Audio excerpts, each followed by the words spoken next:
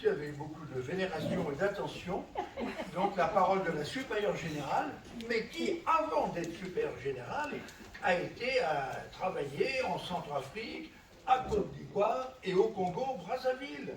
Donc, effectivement, elle est tout à fait remarquable. Je l'ai vue comme étudiante à l'ISR. Ça explique bien des choses, hein. Et après, elle est partie continuer ses études. J'ai voulu faire continuer en théologie, elle est partie faire du journalisme en Côte d'Ivoire. Enfin, ça l'a menée quand même là où elle est. Écoutons-la. Merci Bertrand pour mettre la bonne ambiance. Alors, c'est sûr que je suis très intimidée de prendre la parole après Madame Marin.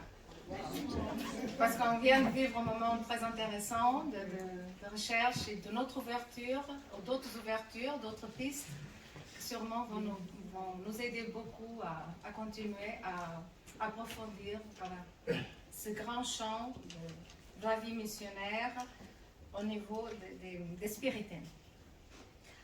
Alors, je vais vous parler sur de l'intuition à l'institution. C'est un petit chemin qu'on va prendre ensemble.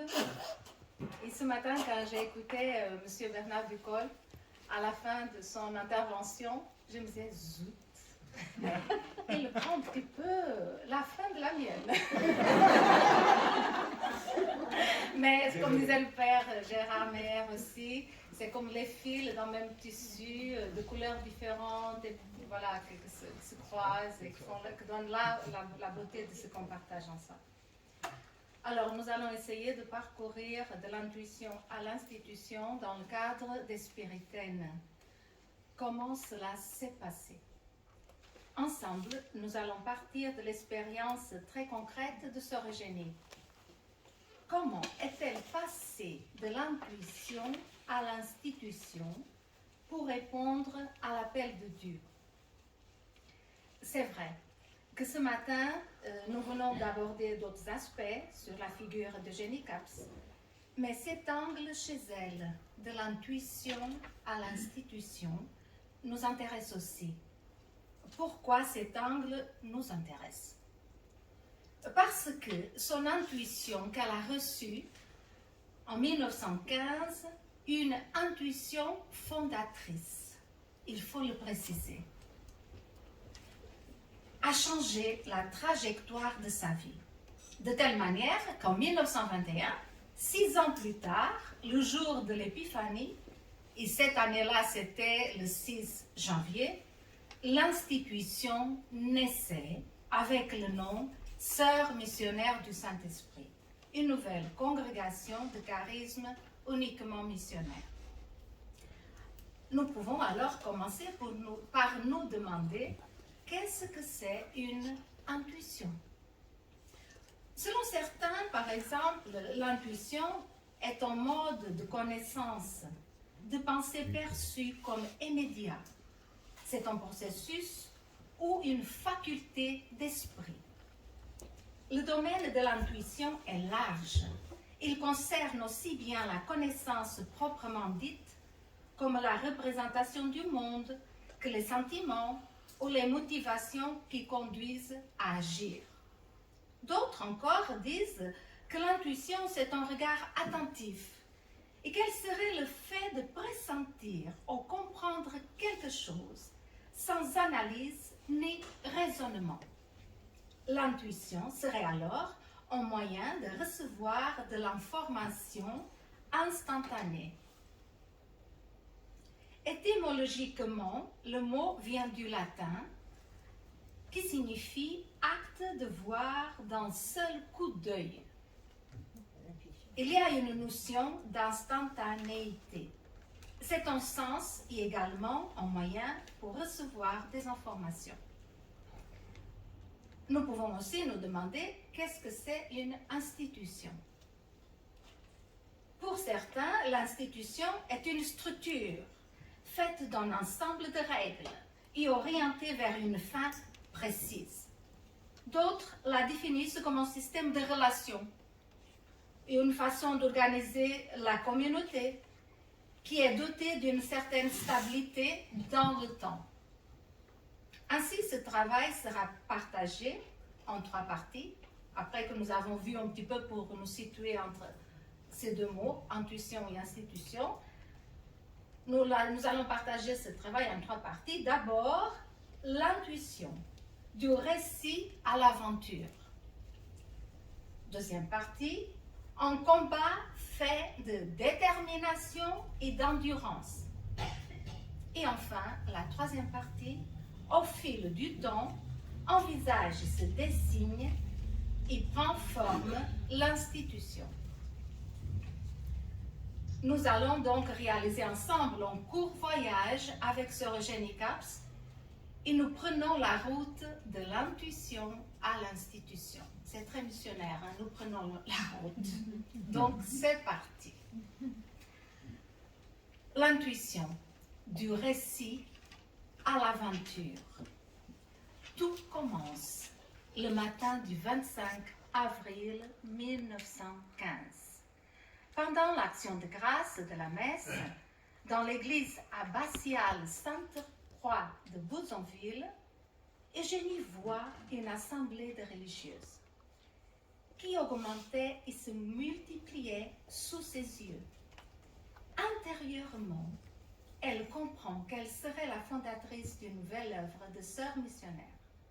Eugénie sort de cette vision toute étourdie, habitée par une forte intuition. Le texte qui raconte ce moment fondateur est écrit par Eugénie elle-même dans son journal. À la fin de ce moment fort, elle écrit un mot à l'abbé H, vicaire de Bouzonville.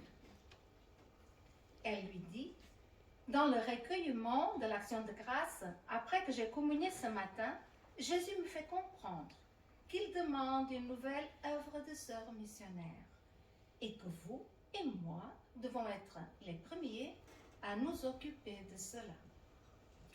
Il faut préciser que cette idée d'être missionnaire l'accompagnait depuis 1912, après qu'elle avait lu dans une revue de l'Enfant Jésus de Prague la poésie de Monseigneur Leroy, « Je veux être missionnaire ».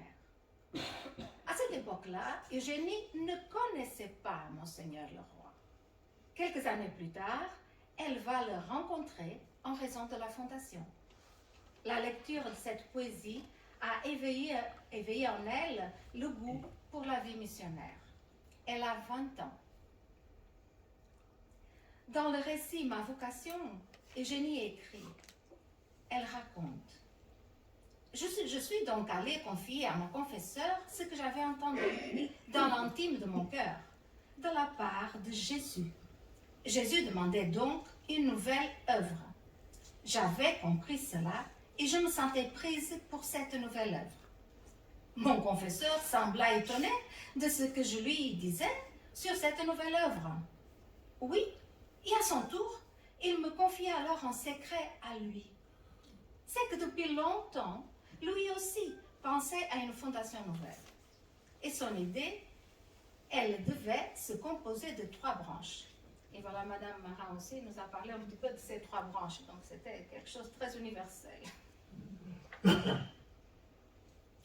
Et après, Eugénie continue et elle nous dit: lorsque je demandais à Jésus, où me voulez-vous? Il me semblait entendre: demande à ton confesseur. Mais Jésus me tenait. Jésus, j'étais sienne à Jésus. Et c'était bien comme religieuse, malgré l'avis de mon confesseur, qu'il me voulait ailleurs. Je le sentais si bien et je n'en avais aucun doute. Je comprenais bien toute la beauté de la vie religieuse. Seulement, il s'agissait ici d'une fondation, d'une œuvre qui n'existait pas encore. Jésus voulait que je devienne son petit instrument. Je le suppliais alors de m'associer des âmes qu'il désirait voir se regrouper autour de moi. et cela comme signe de sa volonté, sans que je les cherche davantage. C'est un récit qui est court. Cependant, il est intense. Cette intuition forte que reçoit cette jeune fille de 23 ans. De façon immédiate, Eugénie a un aperçu concentré d'un avenir encore lointain, mais très précis quand même. Sa vocation à suivre la vie religieuse est née depuis son jeune âge, mais sa vocation fondatrice est née ce jour-là, le 25 avril 1915, de cette lucide intuition. Des mois de lutte intérieure se sont suivis. Elle craint une certaine illusion, l'égarement, elle exprime ainsi. Ce n'est pas une petite affaire de fonder des choses pareilles. Des démons n'ont-ils pas déjà parlé sous des apparences humaines? Comme elle hésite, et que par moments le doute l'envahit, une confirmation de cette intuition lui arrive. Le 7 mai 1915, sa vie prend alors définitivement une nouvelle tournure. Et dans son récit, Ma vocation, elle le dit, elle le raconte. C'était le 7 mai 1915. J'avais reçu Jésus hostie. Jésus m'avait dit que l'œuvre réussira. Jésus me dit alors que je ne pourrais sortir de l'église, sans lui avoir promis que j'acceptais ma mission. Ce fut une lutte. Je ne voulais pas. Et cependant, je ne pouvais faire aucun mouvement physique. Je ne pouvais pas bouger pour quitter l'église. Je vis alors la main de notre Seigneur tendue vers moi. Jésus me demandait mon consentement pour faire ce qu'il me demandait. Je me suis sentie pressée de mettre ma main dans la sienne et j'acceptais de faire sa très sainte volonté. Je promis à Jésus d'accepter d'être la première supérieure et fondatrice de l'œuvre, si telle était sa volonté, car c'est ça, en somme, que Jésus me demandait. Il me dit aussi au sujet de l'entreprise, « Elle réussira, je la désire de tout mon cœur. » À partir de ce moment, le calme revint. Mais immédiatement, j'ai quitté l'église. Je n'en ai causé à personne, pas même à mon directeur. Mais cette douce paix intérieure ne me quittait plus, hors les moments de doute.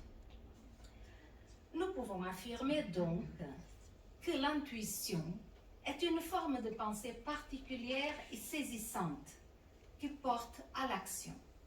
Eugénie se met en route après avoir reçu cette intuition pour fonder l'œuvre. Il y a une lucidité très forte en elle sur ce que le Seigneur lui demande. Cette intuition l'invite à aller au-delà de ce qu'elle voit, au-delà de la réalité qu'elle vit. Pour elle, cette intuition va se déployer dans une grande aventure faite de confiance, d'audace et de détermination. Sans oublier aussi le combat que consciemment elle embrassera jusqu'au bout. Et nous nous sommes déjà dit plusieurs choses aujourd'hui sur ça. Cette aventure lui demandera beaucoup d'efforts, comme par exemple au moment de quitter Bouzonville, où elle vivra une séparation très dure avec sa maman. Sœur Élise Muller relate la scène avec émotion. Le train qui devait nous amener à Fachwiller quittait Bouzonville vers 11 heures. Il fallait donc s'arracher et partir. La maman d'Eugénie avait dit oui et donné sa bénédiction. Quand tout à coup, au moment du départ, elle se mit en travers de la porte et pousse un grand cri. Il a fallu à Eugénie un courage héroïque pour pousser la maman de côté, il franchit le seuil. Quelle terrible aventure, disaient les gens de Bouzonville. L'intuition qui habitait Eugénie l'a lancée dans une grande aventure. Il lui a fallu beaucoup de courage pour ne pas tout abandonner en cours de route. Elle a choisi d'être combative, à temps et à contre-temps, pour que la volonté du Seigneur se réalise en elle et à travers elle. Et nous passons à la deuxième partie, un combat fait de détermination et d'endurance. Donc, c'est dans ce contexte de guerre, dans une société qui cherche aussi son identité, dans un monde en pleine mutation, que Eugénie reçoit cette intuition. Elle mûrit le projet de la fondation avec ses amis. Après mai 1915, Eugénie s'engage vraiment dans cette aventure de l'œuvre. Et alors, elle regroupe autour d'elle plusieurs amis qui sont habités par le même désir, c'est-à-dire qui aspirent uniquement à la vie missionnaire, se faire religieuse pour la mission. La détermination de sœur Eugénie pour chercher et ensuite avancer dans la mise sur pied de cette fondation lui venait de la certitude intérieure qu'elle portait, lui venait de son intuition qui pour elle était claire et sans ambiguïté. L'œuvre était voulue par le Seigneur et son but était uniquement missionnaire. Elle l'affirme elle-même et nous l'écoutons. Les missions m'attirent et je veux faire la très sainte volonté du bon Dieu. Je crois la faire en commençant en union avec mes sœurs en Jésus, une œuvre nouvelle, une nouvelle congrégation de sœurs missionnaires à notre compte, indépendante de toute autre congrégation. Elle raconte aussi la détermination du groupe dans sa vocation, dans ma vocation qu'elle-même elle a écrit. Elle dit, Marie Kieffer et Marguerite Divot étaient pour moi comme des sœurs. En plus, j'avais une autre amie, Lucie Lang. Je menais une vie de recueillement. Elle communiait chaque jour, malgré un entourage familial peu chrétien. Lucie Bayer et d'autres encore, Marie Ley, Lucie Ley, nous formions un premier petit groupe visant à une vie intérieure d'union à Dieu, à vivre avec Jésus. Il y avait entre nous une amitié basée uniquement sur ce désir d'aimer Jésus, par une vie plus parfaite. Aussi, nous visitions les pauvres, les malades à domicile. Ensemble, nous ne reculions devant aucun sacrifice. Et nous pouvons constater aussi, un peu plus loin, dans ma vocation, l'endurance d'Eugénie, une ténacité sans faille, afin de réaliser son intuition. Et elle dit, la pensée d'une nouvelle fondation ne me quittait pas. J'en vivais, et mon désir restait le même. Avec mon confesseur, mettre cette œuvre sur pied. Je sentais bien que les difficultés ne manqueraient pas, mais par ailleurs, je me sentais armée d'un tel courage que rien ne me faisait peur. Oui, la sainte volonté de bon Dieu s'accomplirait. Malgré les oppositions des hommes, je n'en avais aucun doute. On voit bien le caractère que nous parlions tout à l'heure, Madame Marin. Alors, pendant les années 1916-1917, le groupe se consolide autour d'Eugénie et grandit spirituellement. En raison de la guerre 14-18, rien ne pouvait être entrepris. L'œuvre devra attendre encore quelques années pour voir le jour. Cependant, l'ABH, vicaire qu'elle avait rencontré en 1913 à Bouzonville, et puis accompagnateur du groupe, tient toujours à ses divers projets personnels. Eugénie ne cesse de lui rappeler que l'œuvre sera uniquement missionnaire. Pour être fidèle à son intuition, elle vit un vrai combat face à cette insistance de la BH. quelque part. L'insistance de la BH l'a aussi aidé à renforcer sa détermination en choisissant ce qu'elle avait compris, ce que le Seigneur lui avait demandé. Donc, l'insistance de la BH n'a pas été par hasard aussi. De même, Sorelise Muller, sa compagne de début, nous livre que parfois Eugénie se demandait « Est-il bien vrai que Dieu me demande de faire cette nouvelle œuvre de sœur missionnaire? Comment Dieu fera-t-il pour démêler cette œuvre uniquement missionnaire de tout ce mélange de la BH ?» Et Eugénie se calmait dans un acte d'abandon à la volonté de Dieu.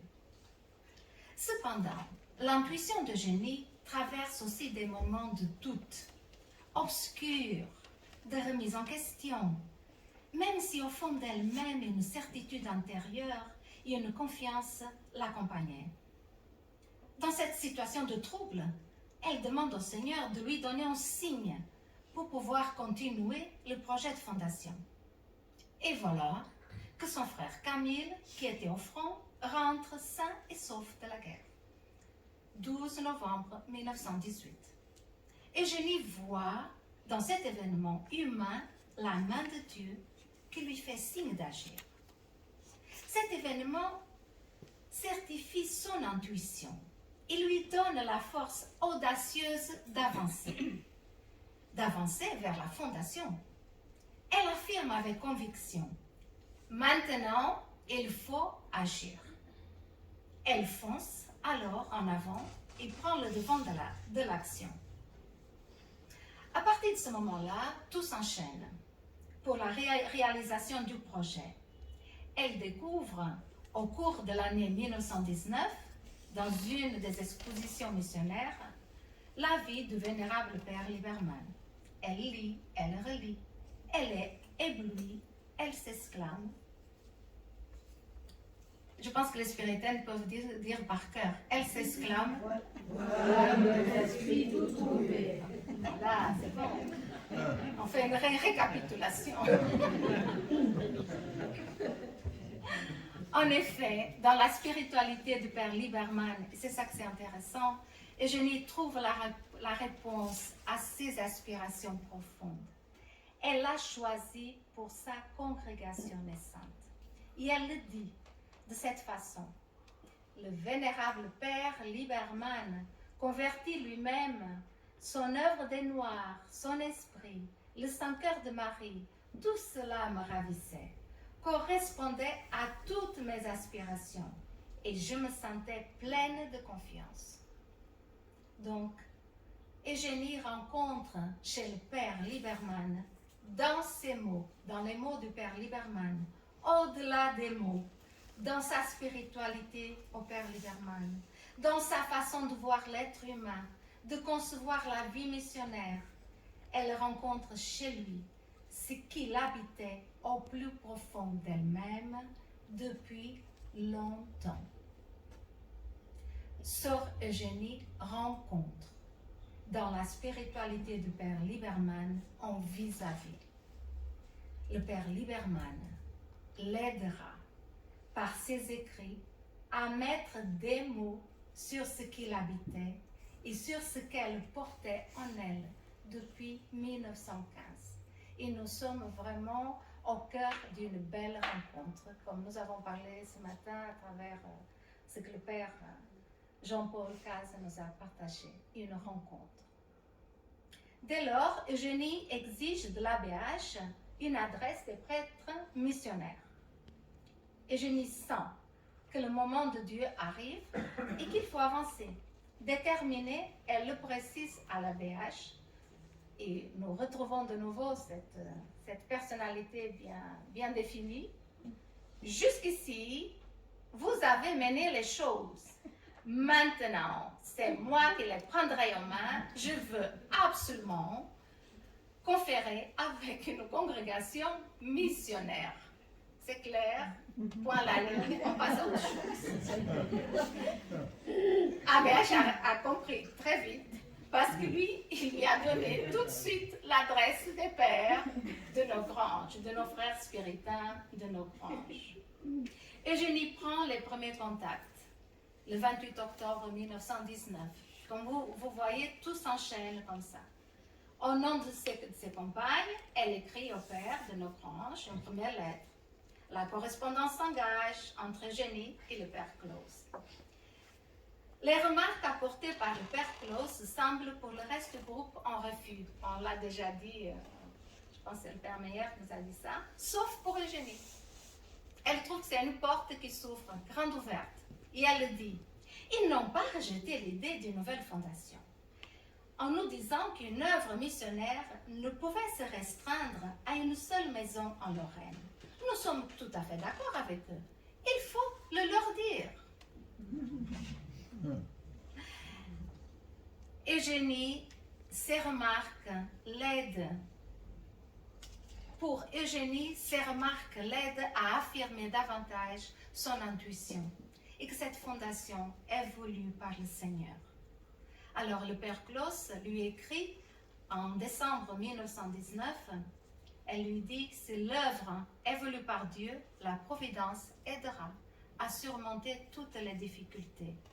Et nous avons déjà écouté ça aujourd'hui, cette citation, il aura surtout de grandes tribulations pour les fondatrices. Plus tard, en avril 1920, Eugénie écrit au père Claus pour lui confirmer le but de l'œuvre. Elle dit « Je regarde comme but principal les missions ». Elle précise encore à la BH de persister dans ses projets à lui. Elle lui dit « Jésus me fait comprendre que le but de l'œuvre est les missions. Et l'idée me revient toujours de cette façon. » Eugénie ne lâche rien de son intuition, même si les démarches pour la fondation avancent entre épreuves et difficultés. Elle ne lâche rien de son intuition. En juin 1920, le père Claus écrit une troisième lettre à Eugénie. Il l'encourage vivement dans son combat. Et alors, il lui dit qu'une personne qui ne sait rien de votre idée s'offre à fournir une somme assez grande pour la fondation d'une maison de religieuses missionnaires. Et après, voilà, la visite de Monseigneur Leroy à la communauté de nos branches. Il confie à ses confrères qu'il cherche des sœurs. Et voilà que le père Karst va lui dire, justement, Monseigneur, le bon Dieu est en train de nous en faire des sœurs. Nous pourrions affirmer, avec tous ces événements qui s'enchaînent, que la providence agit à travers les uns et les autres. Elle agit. Cependant, d'autres voix essayent de dévier le début de l'œuvre de l'intuition initiale. Eugénie doit tenir bon, et elle l'écrit. L'œuvre marche son cours, toujours l'épreuve. On cherche à enlacer dans cette œuvre des sœurs missionnaires du Saint-Esprit encore d'autres bonnes œuvres. Ces personnes ne savent donc pas que nous sommes uniquement que pour les missions, que rien ne nous trouble donc, que rien ne nous décourage. Nous ne serions plus sûrs de notre affaire. Nous voulons uniquement les missions. Nous avons en main tout ce qu'il nous faut pour travailler. Mon Dieu, ne permettez pas qu'on nous trouble. Cette relecture rapide que nous venons de faire de notre histoire des débuts, nous montre que toutes ces tensions n'ont pas existé par hasard. Eugénie a vécu un vrai combat. Et ces tensions lui ont été nécessaires pour affirmer avec détermination ce que le Seigneur lui demandait. Ces épreuves l'ont aidé à approfondir davantage son intuition. Elle a vécu avec beaucoup d'endurance. Au fil d'un certain temps, l'intuition de sœur Eugénie finit pour dessiner un visage et prendre une forme. L'institution se dévoile peu à peu. C'est à la fête de l'Épiphanie, cette année-là, le 6 janvier, à Fachwiller, que Eugénie, avec ses deux compagnes, Élise et Lucie, commence la nouvelle congrégation. La Sainte Communion nous unit pour la première fois en communauté, et voilà le nouvel institut commencé. à partir de ce jour-là, l'intuition donne toute sa place à l'institution, en lui accordant une visibilité. L'institution est née, elle s'appelle Sœur missionnaire du Saint-Esprit. Troisième partie, donc, au fil du temps, un visage se dessine et prend forme l'institution. Pour que l'intuition laisse une trace dans l'histoire, il faut passer à l'institution. C'est-à-dire donner à l'intuition une forme, un visage, un nom, un corps, des membres. Voici le parcours par lequel nous, les spiritaines, nous sommes passés pour devenir institutions, structurées et reconnues. Le 20 octobre 1920, ici, dans cette maison où nous sommes aujourd'hui, Monseigneur Leroy rencontre la BH, Eugénie et Lucie. Ils vont s'accorder ce nouvel institut. Monseigneur Leroy dira plus tard, il fut facile de s'entendre. Un institut nouveau serait formé ayant ses propres règlements. Son but, travailler en collaboration avec les pères du Saint-Esprit dans leur mission et dans leurs œuvres. Son nom, Sœur missionnaire du Saint-Esprit, sous le vocable du Cœur immaculé de Marie. On commencerait en Lorraine et le postulat serait ouvert à toutes les bonnes volontés qui se présenteraient. Et après, Monseigneur Leroy écrit encore à la BH pour dire que ce groupe de jeunes et vaillantes chrétiennes aille se présenter à Monseigneur Pelt, évêque de Metz. Il lui demande de le laisser faire. C'est ainsi qu'à la demande de Monseigneur Leroy, Eugénie avec Élise et Lucie se sont rendus à l'évêché de Metz le 2 décembre 1920.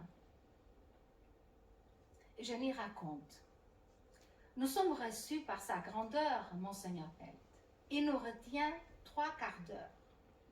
Comme nous sommes protégés par Monseigneur Leroy, mais toujours sur sa réserve, il nous accorde sa bénédiction et sa bienveillance. Certes, j'admire sa prudence. Sans trop permettre, il ne défend rien, il nous laisse libres de nous installer à Fachevillers.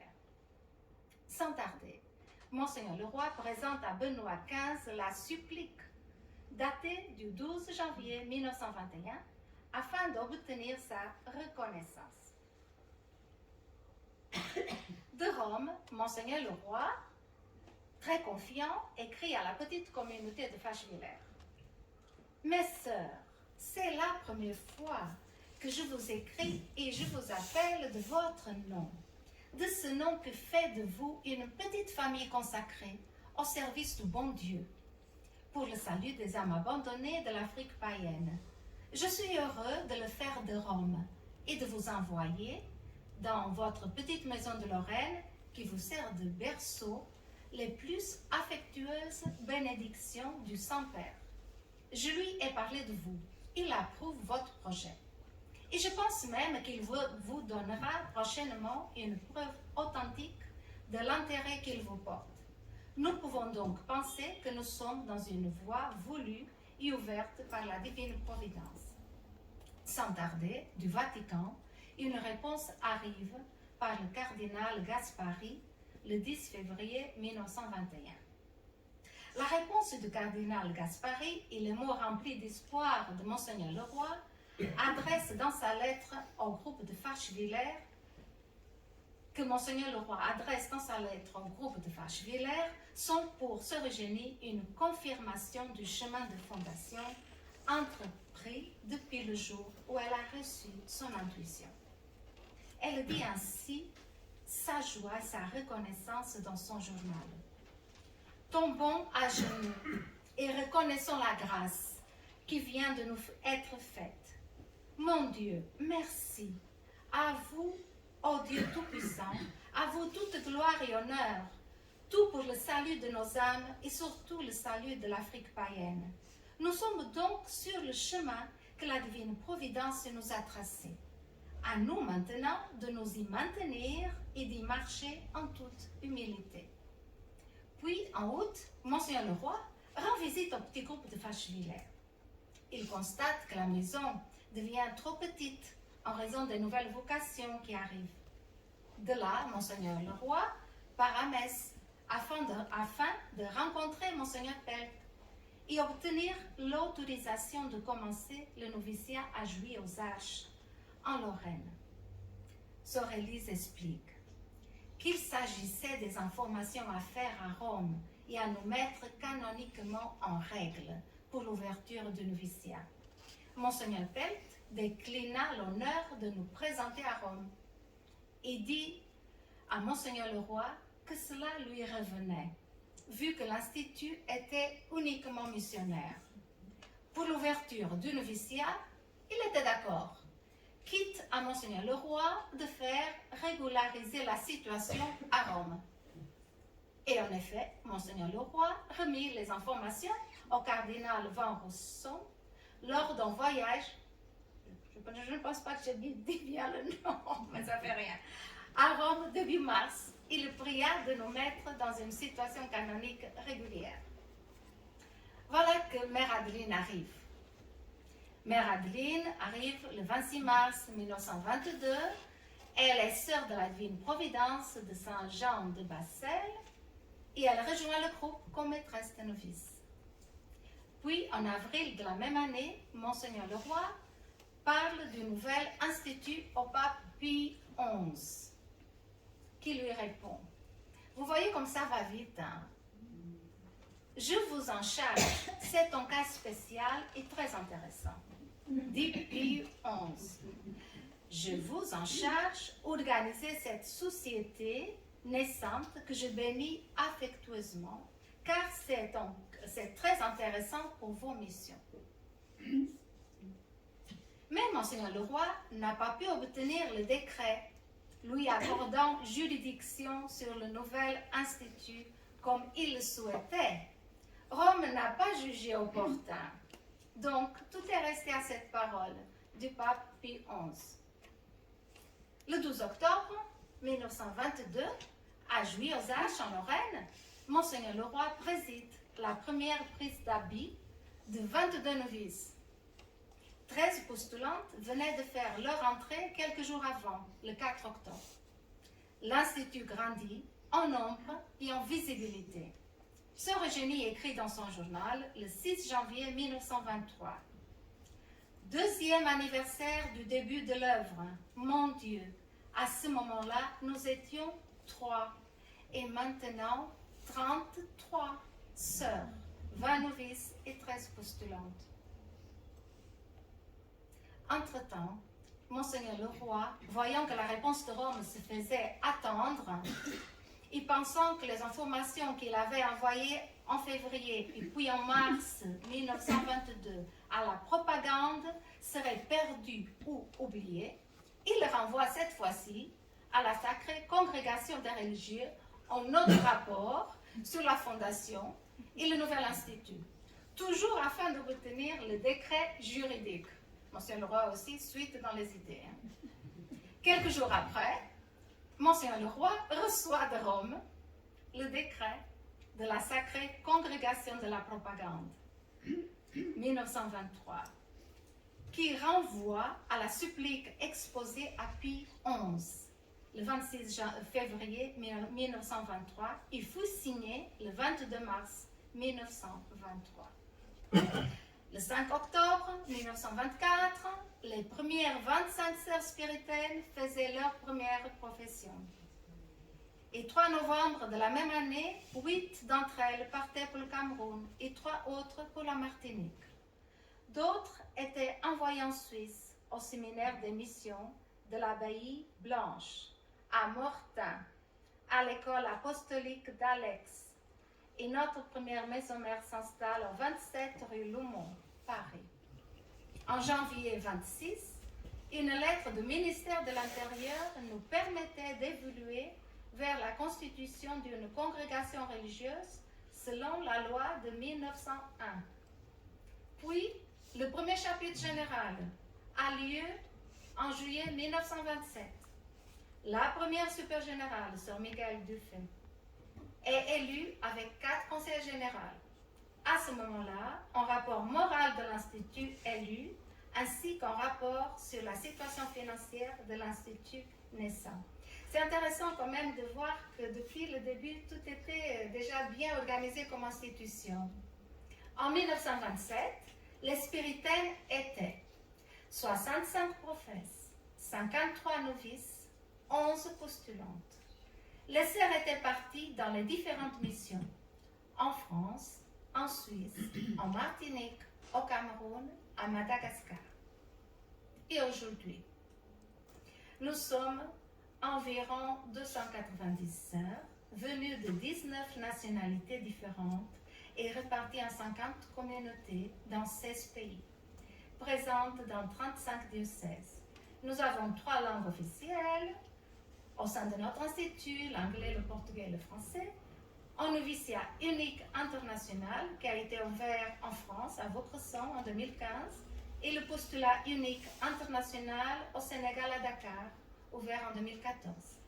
Sur l'ensemble de la congrégation, une trentaine de nos sœurs ont 90 ans et plus, une cinquantaine sont entre 50 et 59 ans, 80 de nos sœurs ont de 20 à 49 ans, 51% sont nées au nord, pendant que 49% sont nés au sud. C'est intéressant de voir un peu l'équilibre. Depuis le début de la fondation, Monseigneur Leroy est clair sur l'autonomie de l'Institut. Ainsi, la super générale et son conseil ont toute liberté pour administrer l'Institut dans le cadre des constitutions, suivre les œuvres de la congrégation, s'occuper des admissions et distribuer le personnel. Il est intéressant de voir que depuis la fondation, l'accent a été mis sur le vœu d'obéissance. Pourquoi? En raison de la mobilité exigée par la vie missionnaire.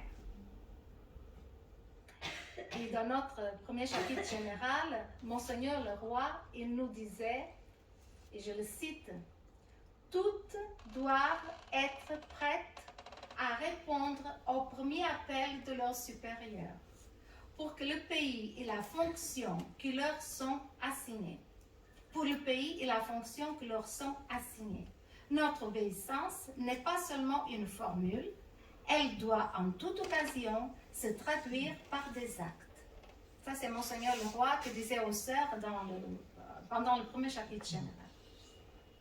L'Institut, donc, il est organisé en districts, pas en province, en communautés, et en différents services, comme le Conseil général, l'économat général, le secrétaire général, les archives générales, la formation au niveau postulat et noviciat. C'est par cette communion, collaboration et recherche du bien commun que nous continuons à rendre possible l'intuition fondatrice de Sœur Eugénie.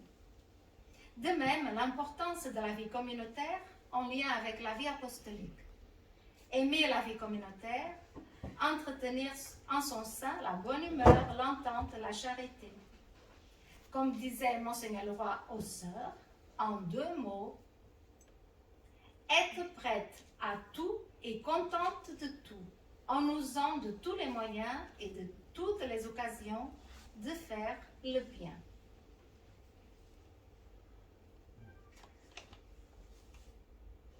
C'est presque fini. Conclusion. Je n'en doute pas. Mais ça nous a donné, même c'était un petit peu, peut-être un résumé de tout ce qu'on a dit pendant toute la journée, mais ça nous donne un petit peu l'idée de comment on passe d'une intuition à une institution pour que vraiment on puisse être visible et exister. Conclusion. Qu'est-ce que nous pouvons dire comme conclusion? Nous venons de constater que c'est Sœur Eugénie, sans aucun doute, qui a porté l'intuition. C'est elle qui a tenu à temps et à contre-temps à l'intuition du 25 avril 1915 pour fonder une œuvre uniquement missionnaire. elle est restée fidèle à ce que le Seigneur lui demandait et déterminée à le réaliser. Nous venons aussi de voir que Monseigneur le Roi a été d'une grande aide pour que l'intuition d'Eugénie passe à l'institution, s'organise en institut, se structure et soit reconnue juridiquement. Autant Sœur Eugénie que Monseigneur le Roi ont eu un rôle très particulier et fondamental, bien défini, pour que l'Institut des Sœurs missionnaires du Saint-Esprit existe et soit là aujourd'hui.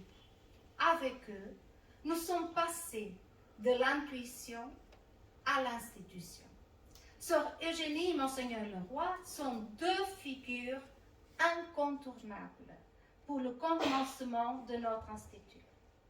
D'une part, le combat de Sœur Eugénie, sa détermination et sa ténacité, sa fidélité et sa docilité à l'esprit ont fait avancer l'œuvre selon la volonté de Dieu.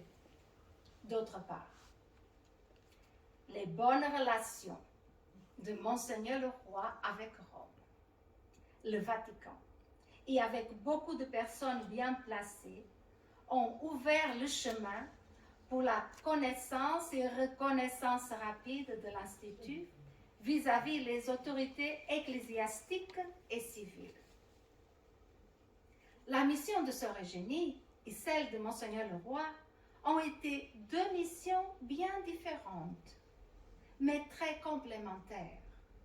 Deux personnes qui se sont rencontrées sur le chemin de la providence et de l'inattendu de Dieu. Le souffle de l'esprit, le vent que souffle où il veut, quand il veut et comme il veut, a conduit la marche de l'intuition de Sœur Eugénie. De même, Monseigneur le Roi s'est beaucoup donné pour que l'érection canonique de l'Institut de droit pontifical se fasse depuis mars 1923. Il faut bien souligner que l'organisation et reconnaissance de l'Institut se doit à Monseigneur le Roi et à toutes ses influences. Sœur Élise, compagne bienveillante de Sœur Eugénie, depuis le début de la fondation, a tenu à nous raconter la déterminante ténacité de Sœur Eugénie face à son intuition par ce petit passage qui est devenu pour nous toutes une parole éclairante de ce que nous sommes et devons être. Et je la cite. Puis, je dis à Sœur Eugénie, c'est pour être missionnaire que j'ai adhéré à cette œuvre. Si maintenant on change de but, je me retire. Non, nous ne changerons pas de but, dit Sœur Eugénie. Nous serons uniquement missionnaires. L'intuition que Sœur Eugénie a reçue a été tellement bouleversante, claire et précise qu'elle ne pouvait pas dire autre chose de ce qu'elle avait reçu de la part du Seigneur. L'Institut est né de l'intuition de Sœur Eugénie Capps. Par ce premier centenaire, nous pouvons affirmer que la durée stable et rayonnante de l'Institut prouve la véracité de l'intuition de Sœur Eugénie. Dans ce petit extrait de son journal, nous pouvons entrevoir le combat et la détermination de son parcours, de l'intuition à l'institution. Et je la cite. « Oh, j'ai confiance, mon Jésus. Si vraiment vous voulez cette œuvre, vous saurez bien tout conduire à bonne fin, comme Dieu le veut. » Une œuvre est née de l'esprit d'audace. À notre tour, aujourd'hui, nous sommes invités à écouter dans la brise légère des mots de notre fondatrice, les chemins d'espérance qui s'ouvrent à nous. Nous pouvons dire, et sûrement que vous le dites avec moi, merci beaucoup, Sœur Eugénie. Merci pour ta fidélité à ton intuition et l'espérance qui t'habitait. Et aussi, vous pouvez dire aussi avec moi, merci beaucoup, Monseigneur le Roi. Merci. Merci pour avoir fait confiance à Sœur Eugénie et au petit groupe de jeunes filles, comme ils appelaient, Lorraine, du début de l'Institut. Et j'ai fini pour dire, avec mon émission, les deux, Eugénie et Monseigneur le Roi, ils ont cru.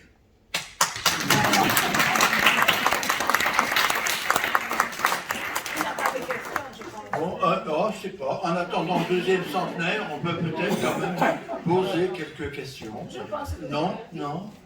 Ah ben, comment on a une demi-heure, 3/4 d'heure. Il faut s'arrêter au moins un quart d'heure avant la messe pour se concentrer un peu et prendre l'air. Mais d'ici là, enfin, s'il n'y a plus de questions, hein, on s'arrête. Hein. Mais toute question a sa chance.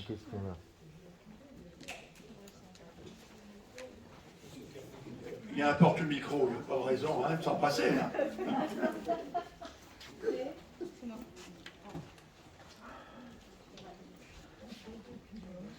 Alors là aussi, c'est plus, merci Saraga, c'est plus une interrogation qu'une large, au fait que je n'ai pas de réponse là sous la main. Ça concerne en fait la réserve de Monseigneur Pelt par rapport à, j'allais dire, ce projet de fondation. Et alors, Monseigneur Pelt, en fait, est évêque de Metz juste au moment de 1919, en fait, à la succession de Monseigneur Benzler, dont il était vicaire général. Et il y a dans le diocèse, à ce moment-là, une affaire qui est un petit peu en cours, qui s'appelle l'affaire qui concerne Catherine Fulling, qui était une fausse mystique, et elle meurt en 1915. Et à l'époque, elle a quand même fondé un orphelinat, mais on sait que les choses ne sont pas très claires, et Monseigneur Pelt tranchera l'affaire quelques années plus tard, en reléguant complètement son œuvre. Et donc, la question que je me pose, c'est est-ce que Monseigneur Pelt était sur la réserve parce qu'il avait probablement en tête cette affaire qui se déroulait au même moment dans le diocèse?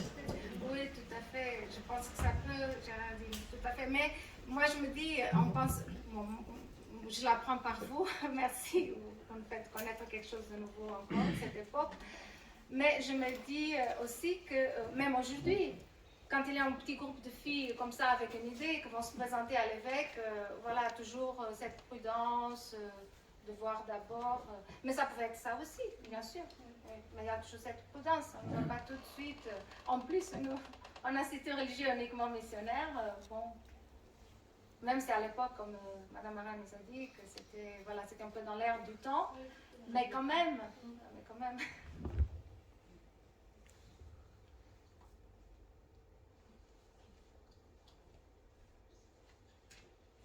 Donc vous avez compris pourquoi je disais que ce que j'allais vous dire, ça touchait un peu aussi à ce que M. Bernard Ducol nous avait dit un petit peu ce matin à la fin sur Monseigneur le Roi. Oui. Oui, Père Loubier. Finalement, tout se termine bien. C'est un petit peu comme un plat bien cuisiné où on aménage des choses qui apparemment sont très différentes. Moi, j'avais toujours imaginé un peu que Monseigneur le Roi avait pris quelque chose qui ne lui appartenait pas trop. Et puis, je m'aperçois qu'avec vous, la cuisine est bien différente.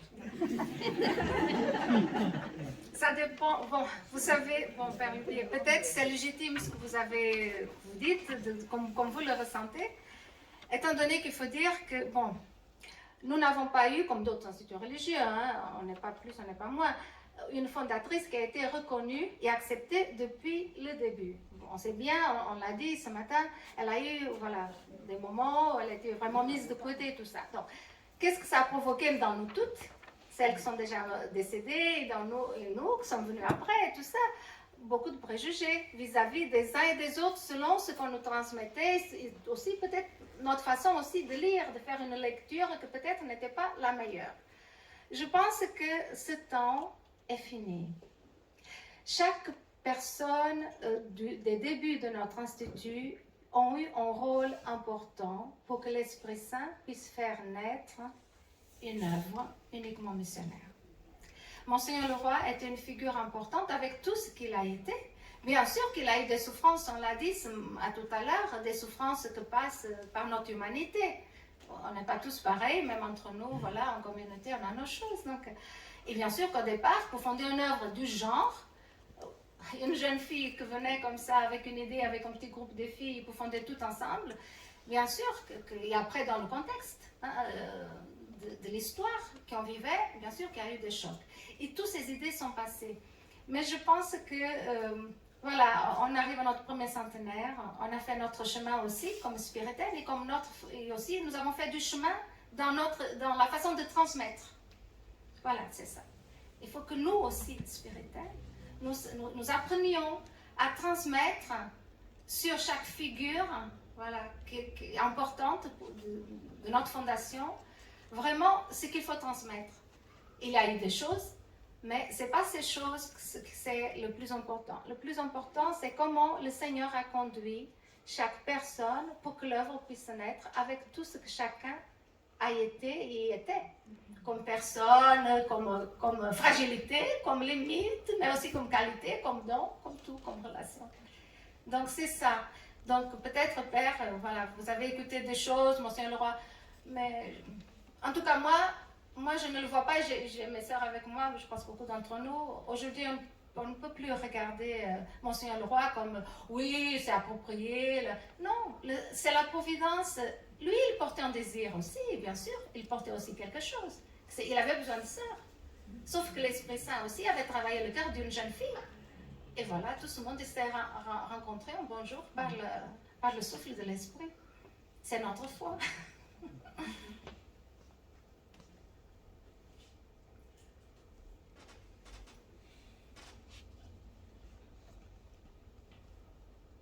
Mais c'est sûr, ce que j'ai voulu faire ressortir, c'est que Monseigneur Leroy, pour l'institution, il a eu un rôle très important et nous devons lui accorder ça et voir, être reconnaissante.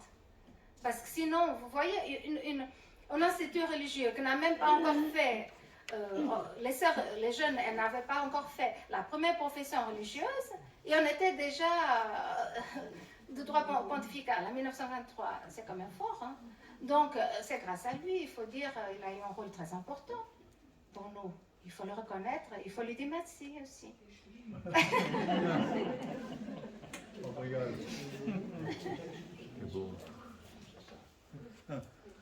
Oui, Père. Rappelez que dans le contexte ecclésial quand même, nous venons de fêter le centenaire d'une des plus grandes encycliques missionnaires, oui. Donc Maximum Illud. Oui, donc, c'est-à-dire que de toute façon, l'Église entière poussait à la mission, oui, et donc on n'allait pas refuser une nouvelle congrégation. On faisait peut-être preuve de plus d'audace à ce moment-là qu'on l'aurait fait 50 ans avant ou 30 ans après. Voilà. Enfin, Dieu écrit droit. Avec des lignes courbes, dit un proverbe, paraît-il, portugais. Oui, ça veut dire que tous ces éléments étaient importants. J'adore cette phrase iconoclaste d'un des fondateurs de l'histoire de l'Église, Monseigneur Duchesne, qui a failli être condamné pour modernisme, mais qui a quand même fondé une recherche critique sur les débuts de l'histoire de l'Église, et qui disait cette phrase: « Il est bien connu que la barque de Pierre se conduit à coup de gaffe. » La gaffe, c'est ce qui permet de conduire une barque. Mais c'est aussi autre chose en français. Voilà. Ça résume bien toute l'histoire de l'Église. Oui, c'est ça, oui, tout à fait.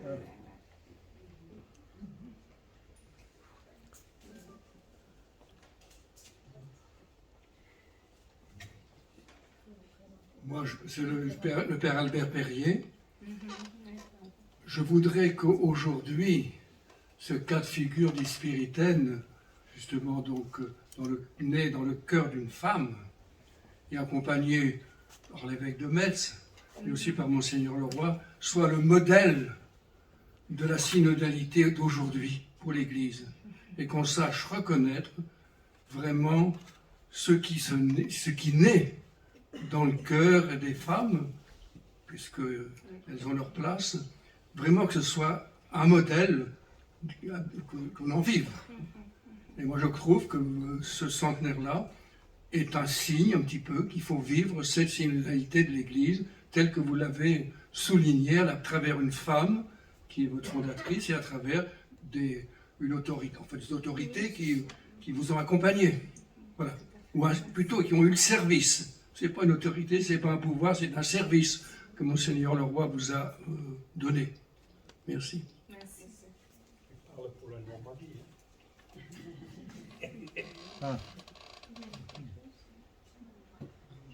Au fond,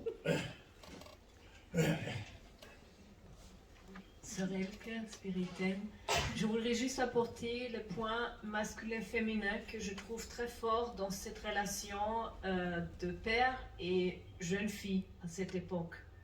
Bon, elle est devenue sœur et je trouve parfois dans les rapports entre Monseigneur le Roi et Eugénie un peu d'ambiguïté dedans, dans ce sens que d'une côté il reconnaissait Eugénie comme fondatrice et de l'autre côté il a géré plutôt avec Michael. Bon, ça c'est une chose qu'on a déjà portée, mais pour moi c'est cette question de femme qui a une intuition et qui a besoin de l'homme pour que ça soit, entre guillemets, mis sur le rail et sur la reconnaissance assez rapidement, comme on vient de souligner encore par la reconnaissance canonique de l'Institut.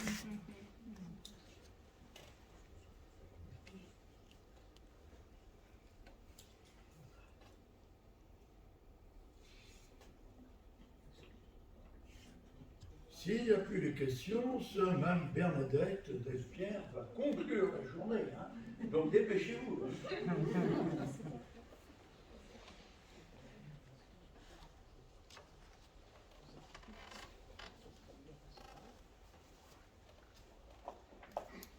Même la meilleure chose ont une fin. Bon, Merci. bon non, Bernadette, tu veux dire un mot de conclusion?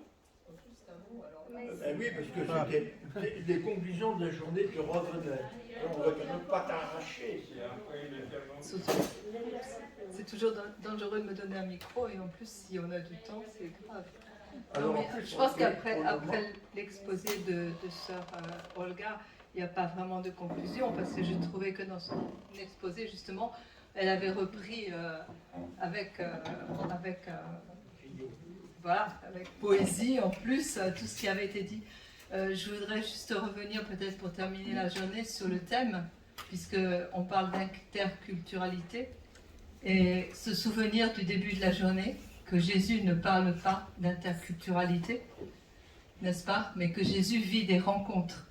Et peut-être relire toute cette journée sur le thème de la rencontre. On pourrait reprendre comme ça les fameux fils du tissage dont on a parlé.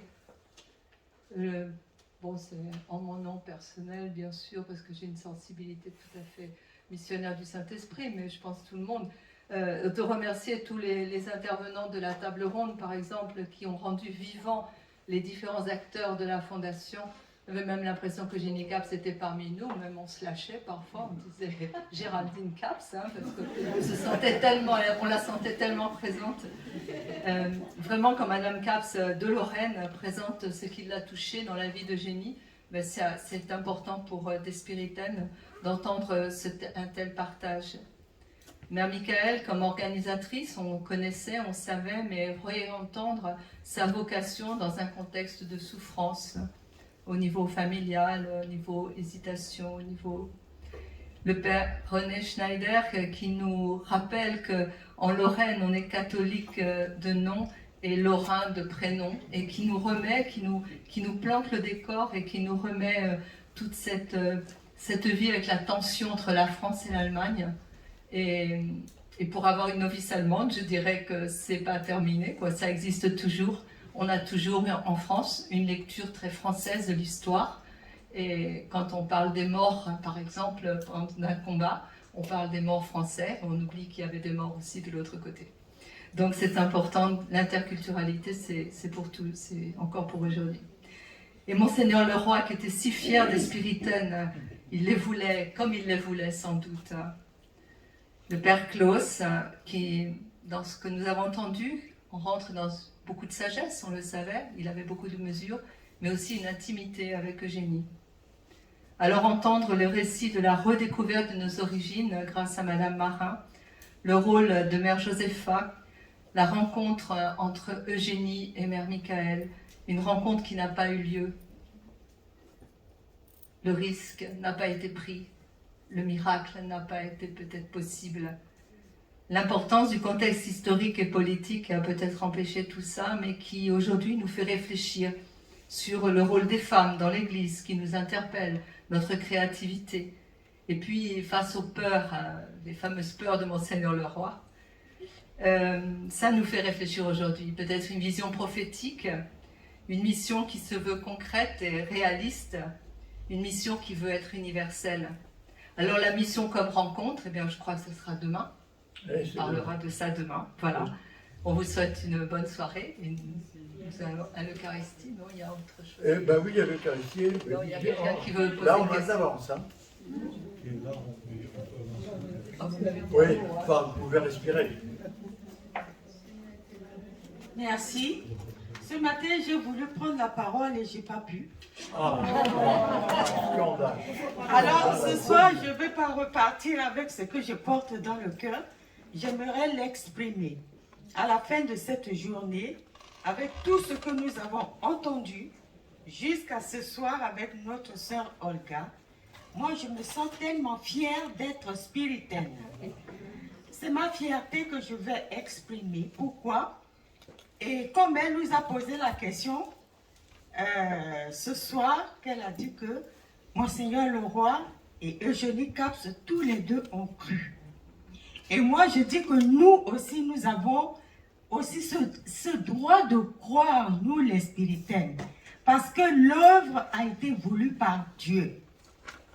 Et aujourd'hui, depuis la naissance de la congrégation, si je ne me trompe pas, jusqu'à aujourd'hui, nous n'avons jamais dépassé l'effectif de 400 ou 450 dans la congrégation.